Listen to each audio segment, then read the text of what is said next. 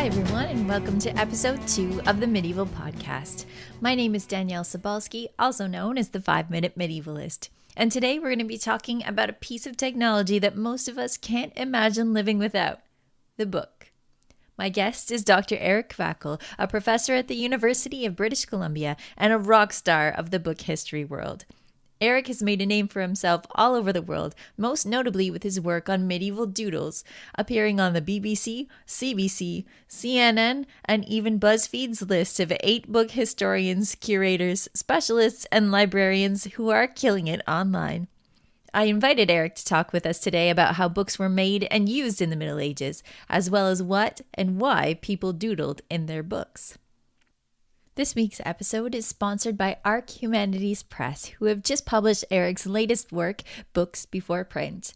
It's a beautiful book that contains over 100 gorgeous color images across over 300 pages, all written in Erik's characteristically engaging style. Arc Humanities specializes in medieval and early modern scholarship in partnership with Amsterdam University Press, and Books Before Print is just one of many great and affordable titles available at their website, ARC, that's ARC-humanities.org. Full disclosure, I do some acquisitions work with ARC, although Erik's book is not one of mine. I wish it was. It's always enjoyable to listen to Erik speak about book history, so let's get started. Here's my conversation about medieval books with Dr. Erik Kwakkel. Hi, Erik, and thanks for joining us on the podcast. I'm really excited to be talking to you about book history today. Yeah, me too. Thanks for inviting me.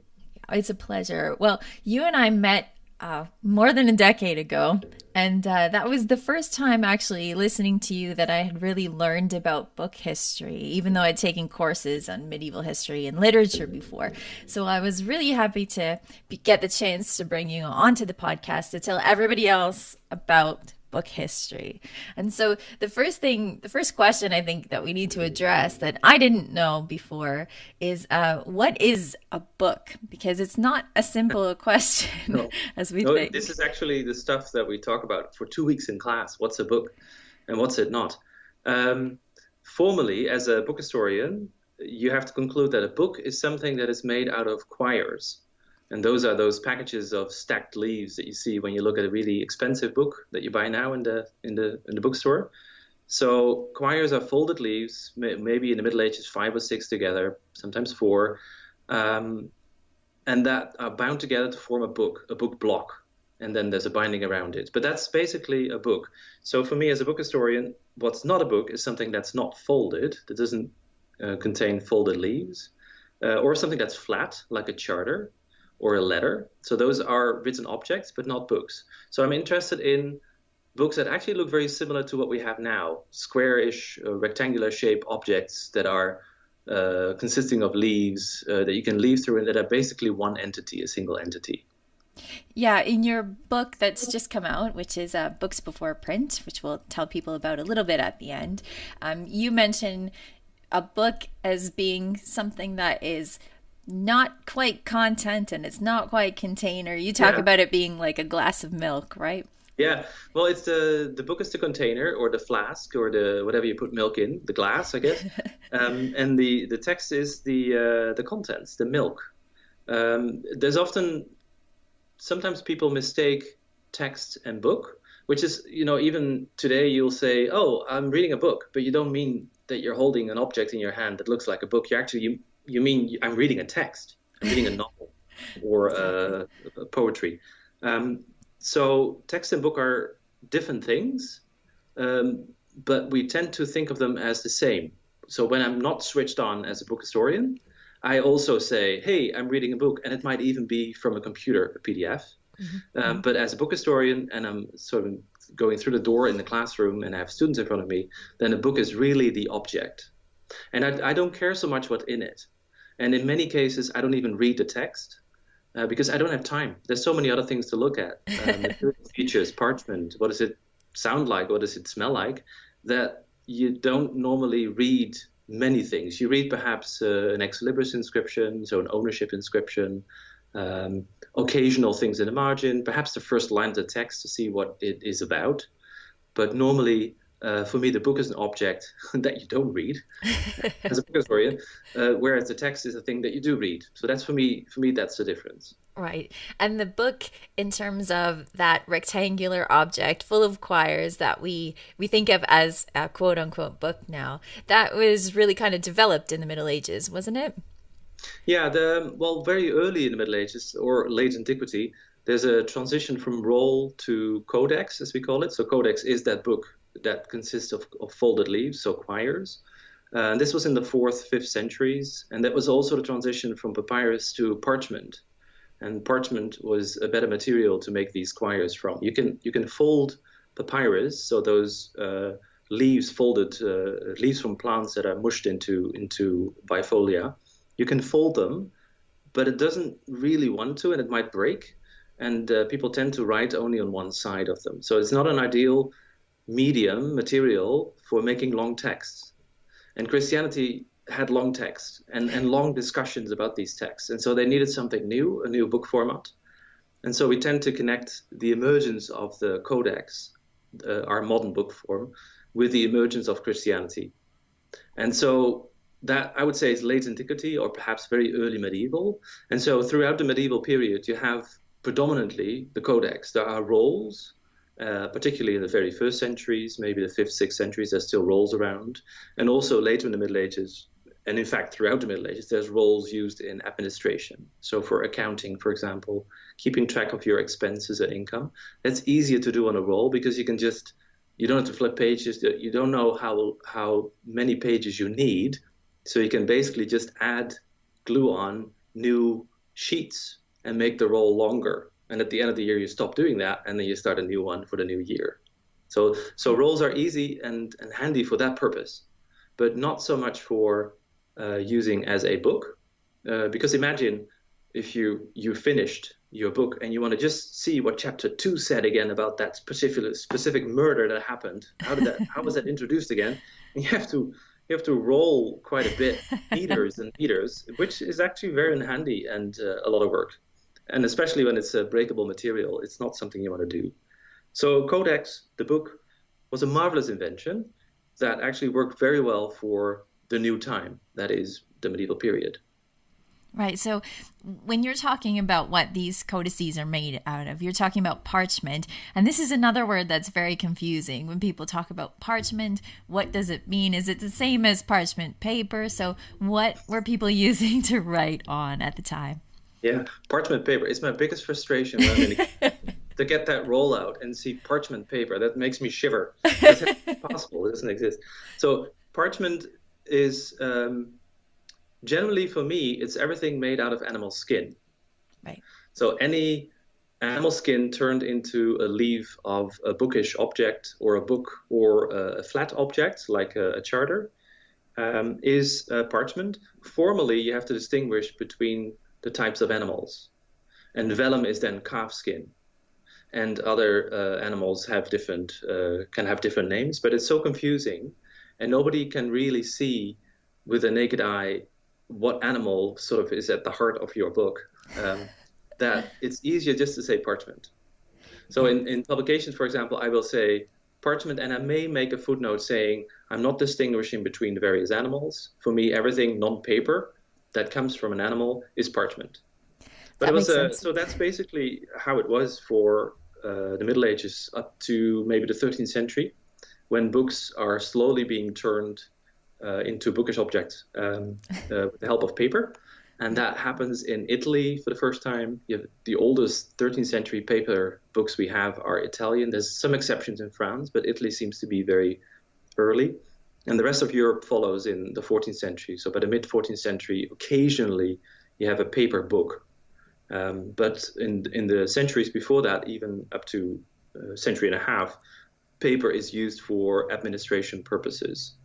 So letters, accounts, everything that sort of that doesn't have to look very pretty, that you might even throw away after a year. So as, for example, draft accounts in the administration, after you've done the drafts, you make the nice pretty one, which goes in your archive of all the expenses and incomes of a certain year.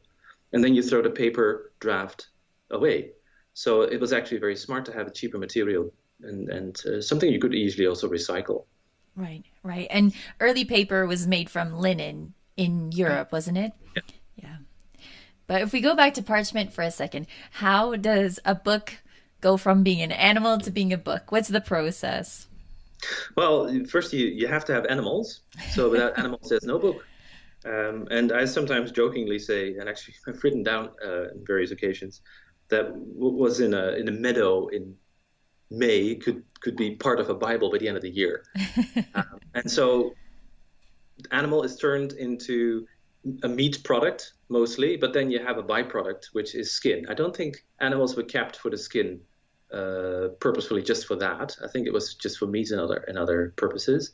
But then you have a skin left over, and you can turn it into parchment through a very long process. And the parchment maker will do this, and it's very stinky, and it involves lye and baths with moist. But the gist of it is, the end of it is that you'll have a skin that you need to scrape clean while it's sort of framed on a wooden frame, tightened, and you clear the bits of meat, flesh off on the one side and the hair on the other, and then you let it dry and stretch, and then when it's done, you sand it, and then you have basically a material that you can turn into books, but it will still very much look like an animal. So the top part has the neck part on it, so it's sticking out a little bit, and the corners are where the legs are, more or less. So you need to do a lot of things after. So you need to cut it into the right shape.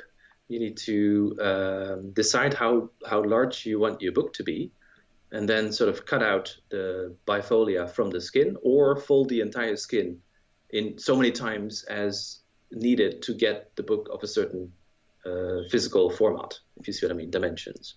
Right. And then you can start to write. So then all that work, and then you start from scratch, like at zero. You have nothing yet.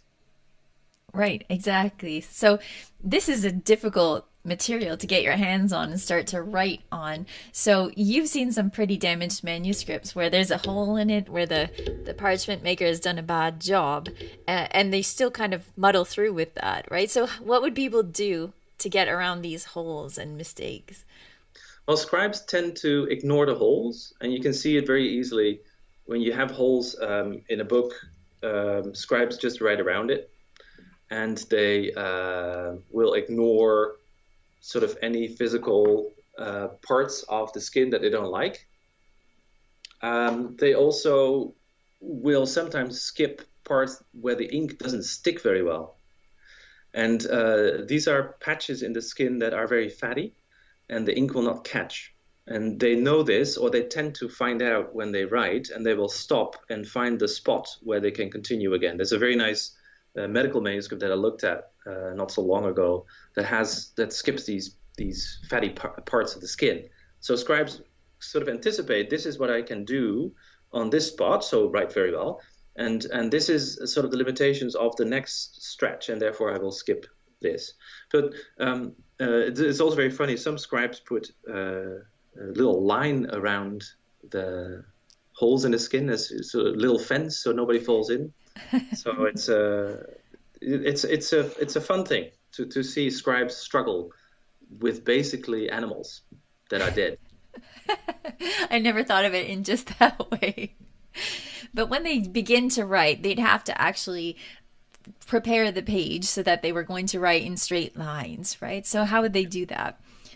Well, they have instruments for this, little pricking devices. So it's a stabby object with a pointy thing that you can punch holes in your parchment with, and then you get a ruler essentially and draw lines. If you're early in the Middle Ages, you will get a sharp object and push hard, and then you end up with what's called blind ruling. So it's basically a gutter. There's no actual line on the parchment. If you're later in the Middle Ages, say after 1150, it will basically be sort of a pencil, lead. So a little stick of lead. You'll pull between these two prickings in the left and right margin. And these prickings were not removed. Sometimes they're put very much in the outer margin, as far as possible to the edge of the paper or parchment.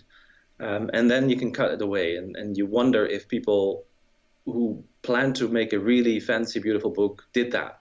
But I don't think anybody's ever looked at it, what the distance is between the edge of the paper and the stabbing. It makes sense. And in Carolingian times, the holes are very close to the text.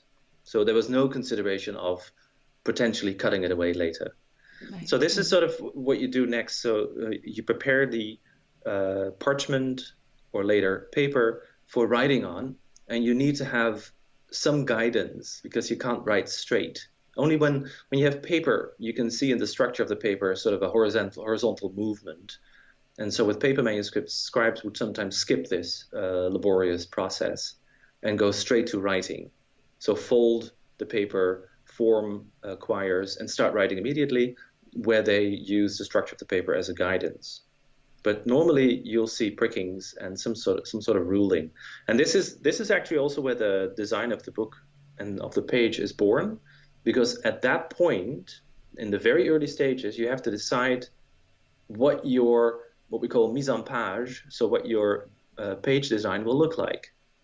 So it's not in the writing that this happens, but it's in the preparation for the writing that you actually show to yourself, the scribe, what you will do later when you start writing.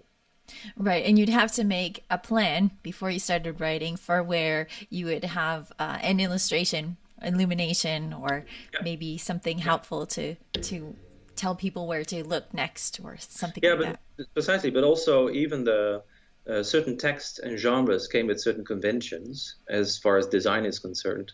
So if you're at a university and you have a law text, you probably want to also have a commentary around it, which means you have to cram 2 texts on 1 page. And then you may also want to have some room for your own notes, which means there needs to be room for a 3rd dimension. And all that needs to be anticipated.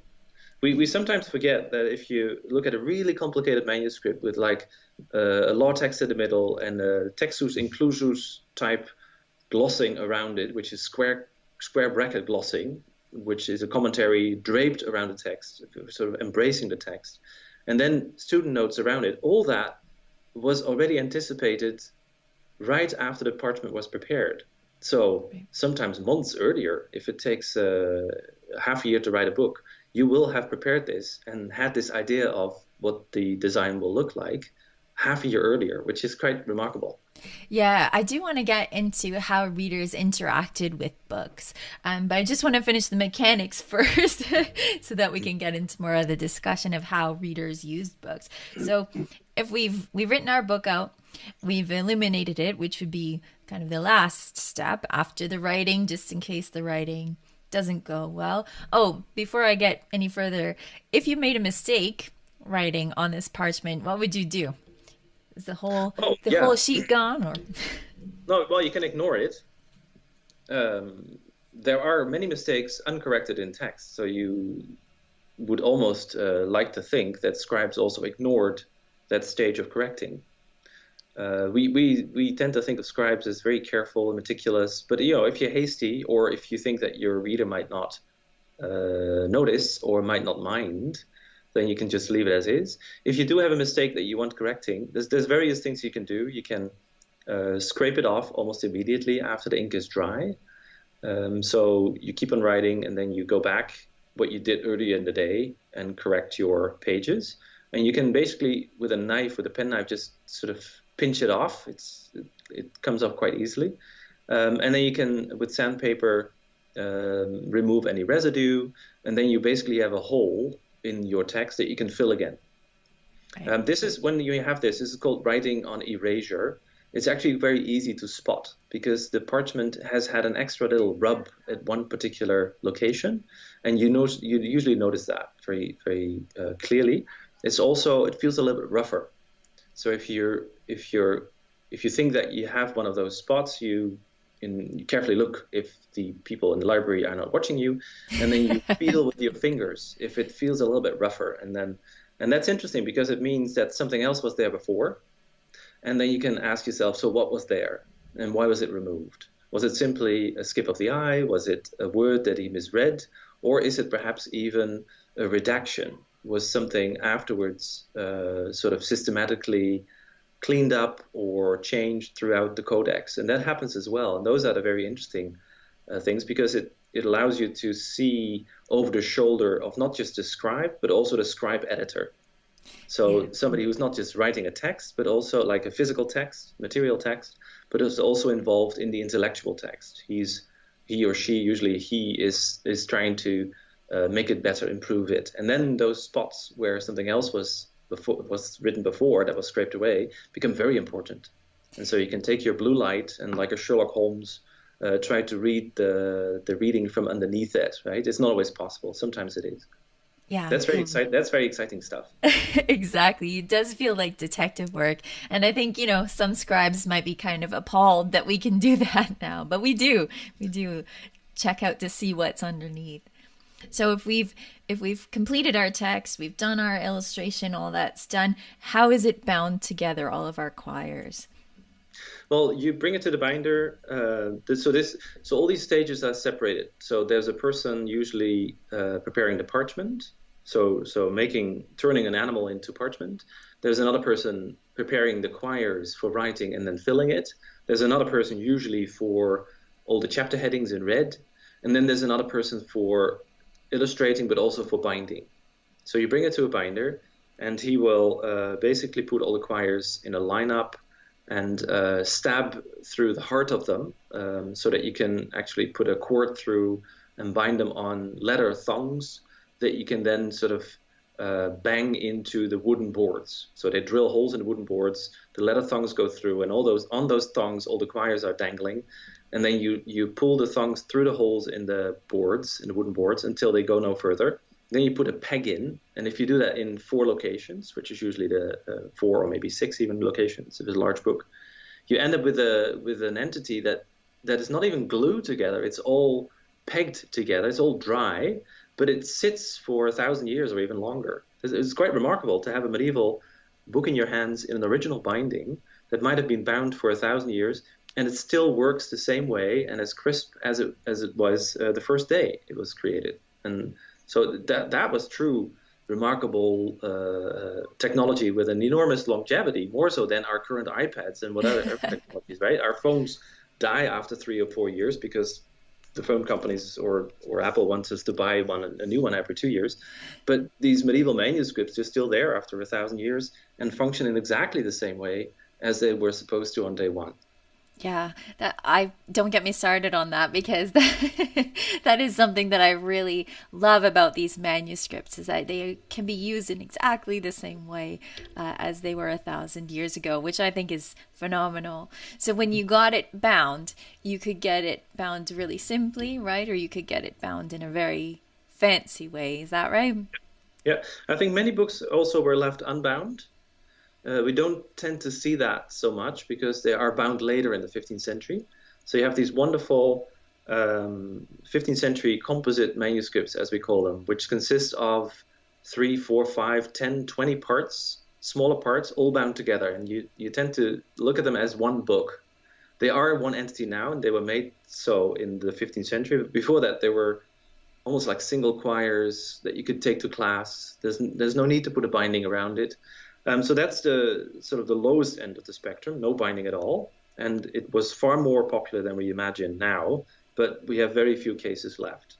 The next step would be to have what we call a limp binding, which is basically a piece of parchment or even leather, something rough and unfinished, wrapped around the quires. And each quire is run through the parchment with a string, usually also a piece of parchment that you can sort of string together like you would with one of those white tie-on clips, and in exactly the same way. And they're also still in place after 500 years. I mean, imagine that you put a tie on a garbage bag and it's 500 years still there. I don't think that will happen, but with these books, it's still in place.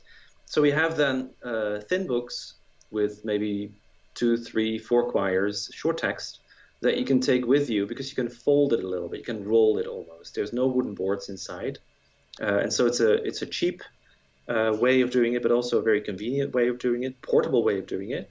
And that was a genre of bookbindings that was very popular with students. So if you take a bunch of these, and there's some really interesting studies on them done, a few years ago. And you look at the text inside, it's all university text. So that makes sense. We don't want to spend too much money on the appearance of the book. I only need the text. It's the most important thing for me. So it's exactly the other way around as the modern book historian.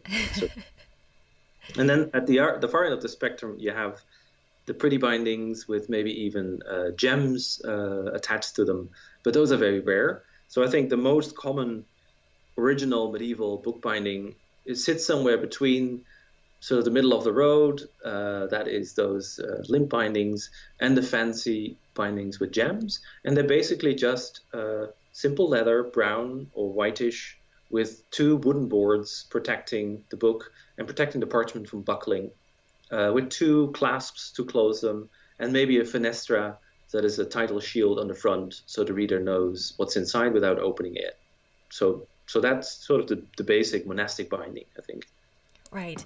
So when you talk about monastic binding, let's just talk for a second. Who was doing most of the writing and book creation at this time? Was it the monasteries? Was it private companies?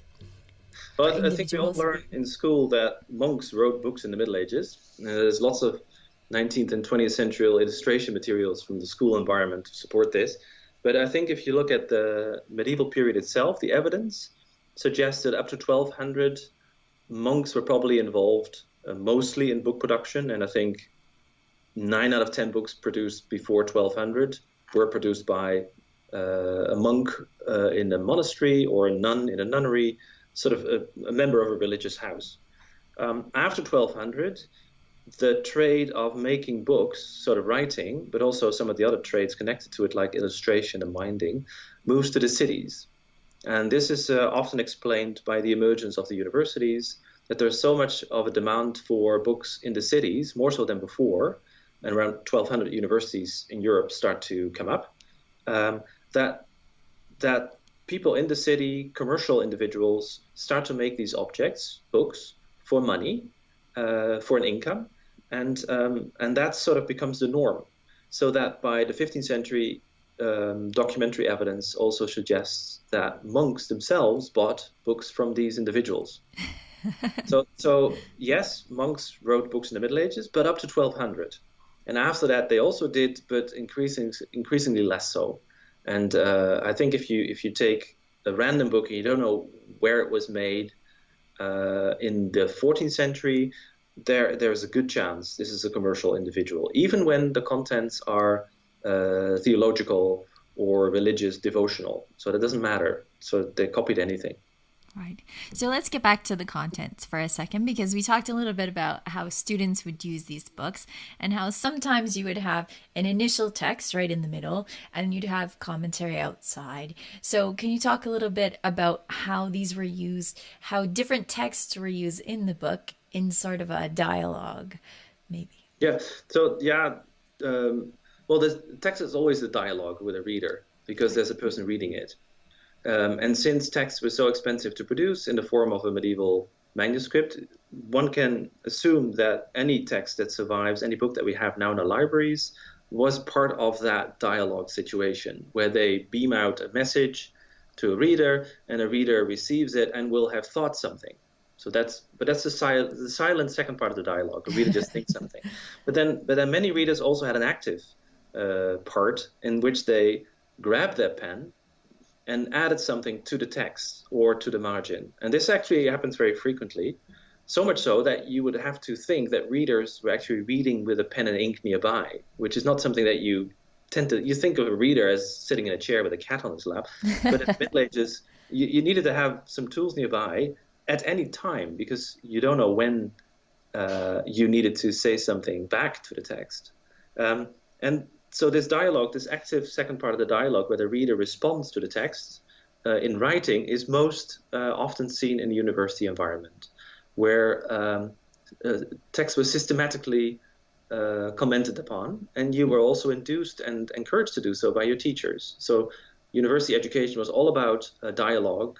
It was all about hearing your teacher say something or reading something in a university text and then trying to formulate an answer to it or a response or disagreement. And often these counter voices would be put in the margin, or what was also put in the margin were quotes from other people that would help you formulate your dissent or formulate sort of more meaningful depth behind the text. Sort of, Augustine says something very complicated, but here we have Aquinas who has something sensible to say on the same topic. Let's put this little quote in the margin. And so it happens throughout the Middle Ages. I mean, there's a lot of research done on marginal things happening in the margin in the early Middle Ages. But in the later Middle Ages, especially the university, you see that this becomes a very norm of interacting with books, so not just reading it, but also doing something back to the text. And then when this happens, you also want to have instruments, means, to do this more efficiently. And so, for example, what was done was to extend the marginal space so as to accommodate counter voices and additional comments. But also, then if you have a lot of marginal space because you anticipate that you will have to say a lot back to the text, and just to give you an indication, in some cases of university texts that I've seen, 75% of the page is left blank. So only 25% is filled, and the rest is for the reader, so the student. If that happens, you also want to have a little bit of help, because there's a lot of vast white space where you can put your writing. So then they start to divide the white space into sort of comment boxes, as I call them. So cubes, squares. And squares are used for certain types of commentaries. So there's usually 3 or 4 columns of white space, but they're actually made into columns, so vertical columns. But then it's not so that everybody who starts to comment on a page will start at the left top of this white marginal space. They do it somewhere near the line where the text that they find interesting or disagree with is placed. But then you still have 1, 2, 3, 4, 5 different columns to do this in, and they don't do it at the same location. So it almost seems, this is something I'm working on at the moment, to make sense of adding a voice to the page and doing it in a certain location on a page that has a lot of white. So why is it sometimes in the left top corner and other times in the right top corner? Is it meaningful? Is the location where you put something meaningful? And if that is so, is that meaningful throughout Europe in the same way? Or is it something that you can tie to one environment, Paris University? Because there's instruction books that tell students what to do and how to write comments. So is it also that we must think of sort of instructions to the students, you are here in Paris and therefore personal opinions are put in the left of the 3 columns, whereas reactions to the teacher are put in the right one of the 3 columns. And the middle one you keep blank until you need space for either one of these 2 other ones. I don't know if that's the case, but so this is one of the things that you can still study when you look at marginal space. So it's not just blank space, boring. It's actually the start of really interesting kind of research. Right. I guess you're going to have to actually read the comments to figure this out. Yeah. But you know what? Those are very hard to read because they're very personal hands and they're often in sort of some sort of semi-cursive. And it takes very high on abbreviations because these were meant for yourself. They were not meant for me.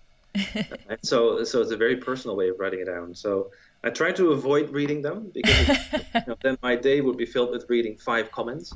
And I'd rather have my day filled with writing 5 pages of general observations. But sometimes, yes, you have to. So when we think about people reading right now, I mean, there's a lot of people that will not read a paperback with a pen in hand. And we know that medieval people did read with a pen in hand for these commentaries and stuff. But you've also become kind of a world superstar talking about medieval doodles. So you've found that people will read with a pen in their hand and they'll start to draw in the manuscript. So what kind of things do they draw?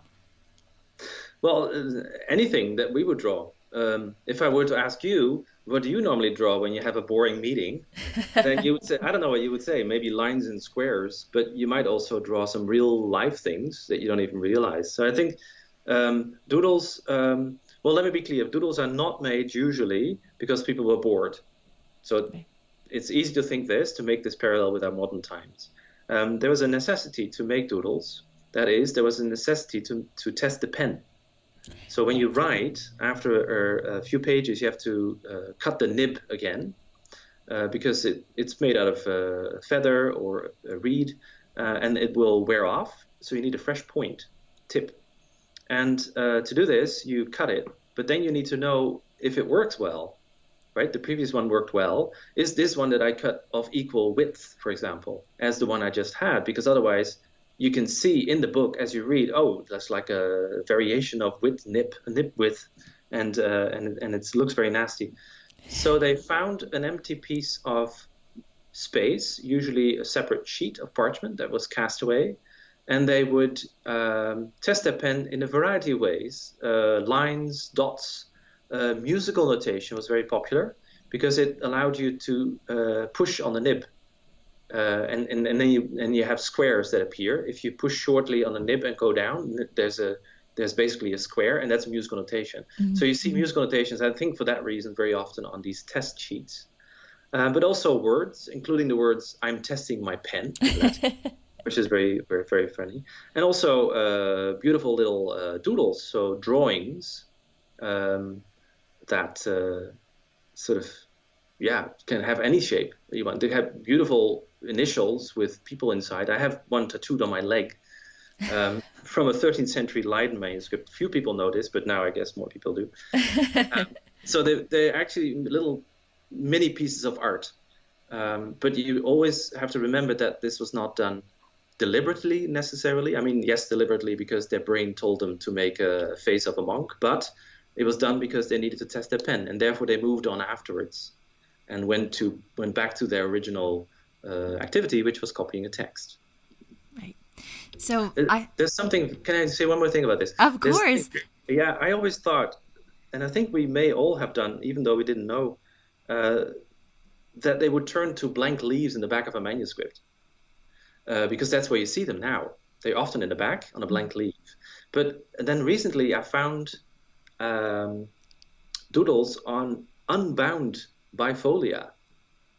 So I think what happened is that they used an unbound bifolium until it was full, or discarded a piece of folium until it was full, or time to turn it into fly leaves. And then it ended up on the binder's desk and was turned into a fly leaf. And that's why they're in the back now. I'm convinced that that's what's happening, which is really interesting, because it means that all those hands and drawings on it are from the same environment as where the book is bound.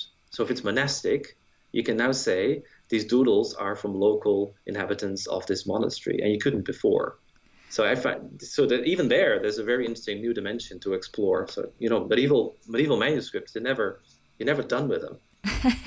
Yeah, that's really interesting. I hadn't thought about that, about using them as fly leaves once you're done testing your pen. Yeah, this is why they're sometimes upside down as well. So you have pen trials upside down. That makes no sense if you put them in a book, right? Then presumably you would get the book out and open it normally. So it just shoves around the desk of the scribe, and it's slowly filled with doodles, and then it ends up in another book. Right. Yeah, when you talk about creating a book, it's often these quires that are filled with different things that are, stories or maybe prayers, and they're all put together. I remember you saying one time, I could be wrong about this, but I remember you saying one time that sometimes you could go to a store and you could get quires that were already made and then bind them together to make your own book. Is that right? Have I got that right? Yeah, there's various ways of doing this. There's a good article on this by Peter Gumbert, who shows that there were pre-made quires that you could buy, presumably also in various sizes. Because with paper, pre-made quires with paper will all have the same dimensions if you fold it once, twice, or three times, because the standard size of paper, those folded twice will be the same throughout, right? So you can buy a whole stack. But if you have parchment skins, that's a little bit more difficult to get those of the same size. I mean, you can get a very large skin, fold it two times, and then cut it to the size that you want it to. But then you lose a lot of good parchment. Yeah. And so I wonder how that worked. Did you go to the store and ask for parchment of certain dimensions, and then you would get 16 quires? So would the parchment maker already pre-select 16 skins of more or less the same size, so that he could deliver 16 quires that were the same size for one book, because you need between 15 and 20 quires for a regular text? Or is it something that you would just have to scrape together as a scribe? Okay, this parchment maker at this moment will give me 4. Now I go to the other town and get another 4 of the same size. Now I can get my large book together of 40 centimeters in height, which is unusual. And it requires skins that are quite big, and larger skins are more unusual than smaller ones. Yeah. So I don't know how that works. But basically, yes, you could buy them prefab, or you could do everything yourself, including butchering the animal. So Cistercian houses in the middle of nowhere had animals walk around for food, and then monks or lay monks or their servants would sort of cut these animals up for supper, and then presumably somebody in the house would turn that into parchment, the remaining skin.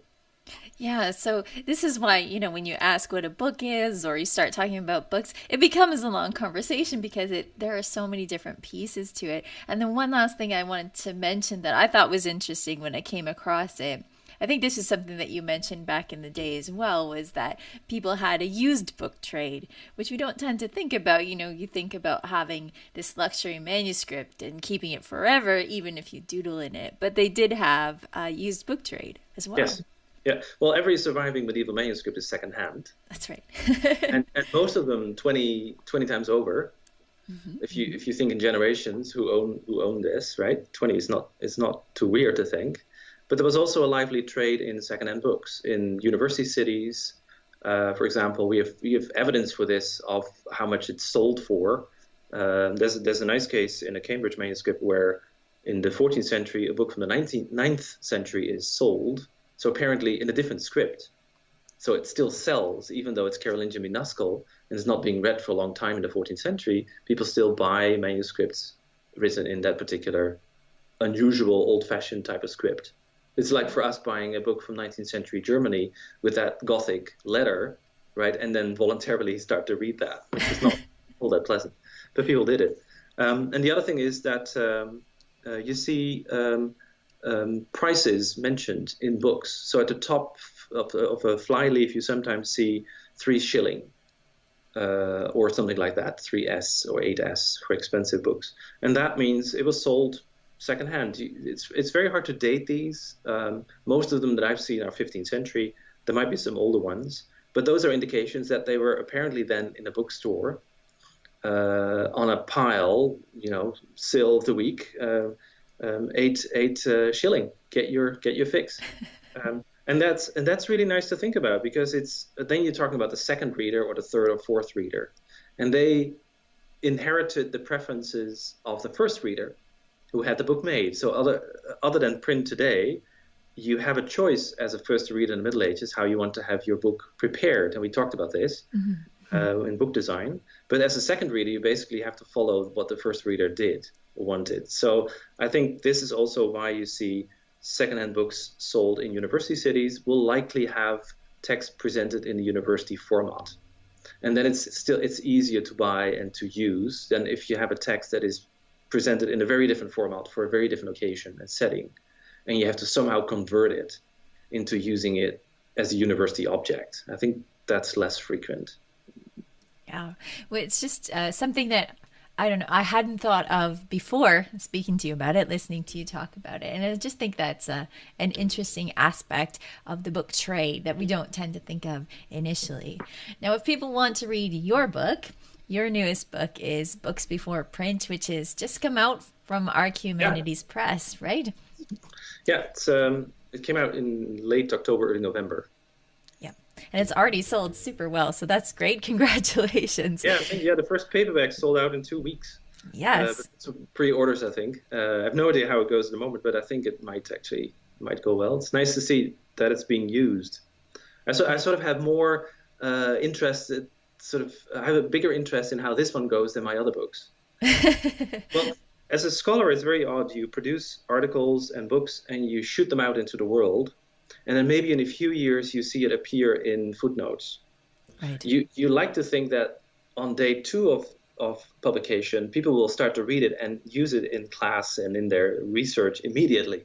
I don't think that's the case. It ends up in a library, and then it takes months to end up on a shelf. And then some people might see it. And ultimately, when people start to quote it, more people usually start to use it. But with this Arc Humanities Press book, the Books Before Print, I wanted to have a book that people actually enjoyed. I don't think in terms of enjoyment with my sort of solid scholarly publications.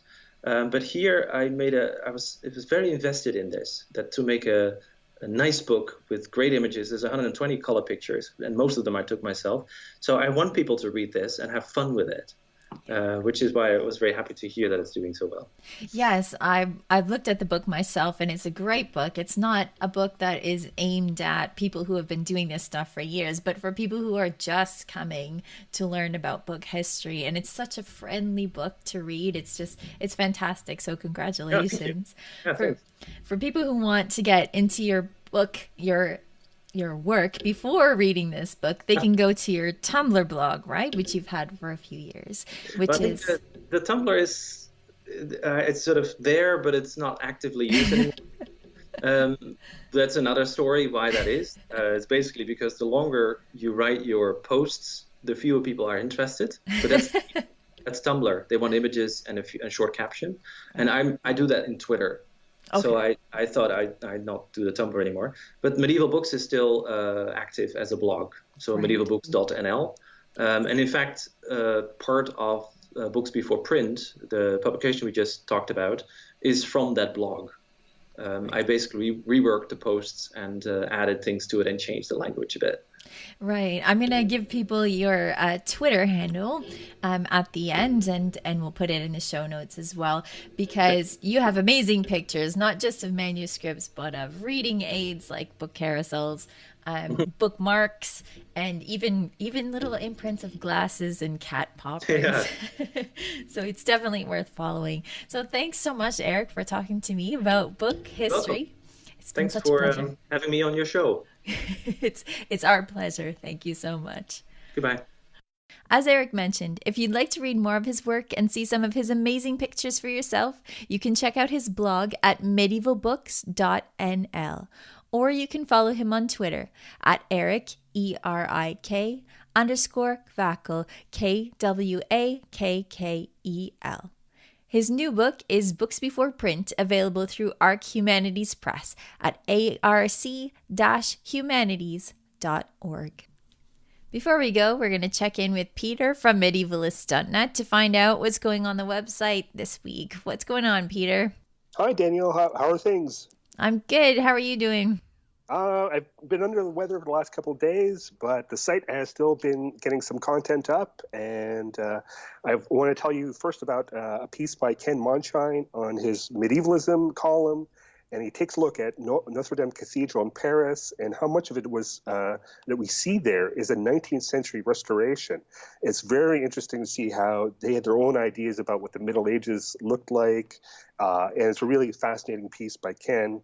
You can also find a post that we did about books on the Middle Ages that are now in the public domain. On January 1st, tens of thousands of works that were published in 1923 had their copyright come to an end. So what we did is we went out and looked for books that would be of interest to medievalists. So you can come and check our site. We've got 13 books there that are kind of interesting reads. So finally, we got some Icelandic magic on the site. We take a look at the Galderbrook, a 16th century Icelandic manuscript that has all these magic spells. So we give a few of our favorites. So if you're looking to, cause trouble or protect yourself from all sorts of bad things, this is something to check out. So that's what's on the site this week. And we've got some more things coming up. We have some more columnists that'll be starting in the next couple of weeks. So we're really excited about that. That's great. Thanks so much. I hope you feel better soon. Thanks. Talk to you next week. You can subscribe to the Medieval Podcast on iTunes or wherever you like listening. And you can follow medievalist.net on Facebook or Twitter at Medievalists. You can follow me, Danielle Sobolski, on social media at 5MIN Medievalist or 5 Minute Medievalist. And you can find my books, The 5 Minute Medievalist and The 5 Minute Medievalist Guide to Surviving the Zombie Apocalypse on Amazon. Our music today is Beyond the Warriors by Geefrog. Thanks everyone for listening and have a great day.